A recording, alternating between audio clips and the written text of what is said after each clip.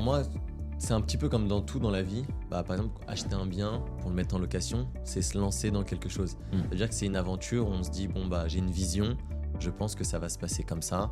Ça se passe pas toujours comme ça, mais au final, on a un but et on essaye de l'atteindre. Il y a certaines embûches. Avec la conciergerie, c'est un petit peu pareil. Ça veut dire dans le sens où on te confie quelque chose. C'est vrai qu'on a des retours derrière. On peut se dire, il s'est passé ça dans le passé. Il s'est passé ça avec d'autres propriétaires. Pourquoi pas moi? Pourquoi pas je pourrais le faire? Et ainsi de suite. Et ça veut dire que c'est vraiment cette confiance qu'on se donne. C'est important pour moi d'avoir la confiance, de voir l'être humain, de voir le groupe, comment ils sont, enfin tous les partenaires, toutes les personnes. Et c'est ça pour moi qui fait la différence.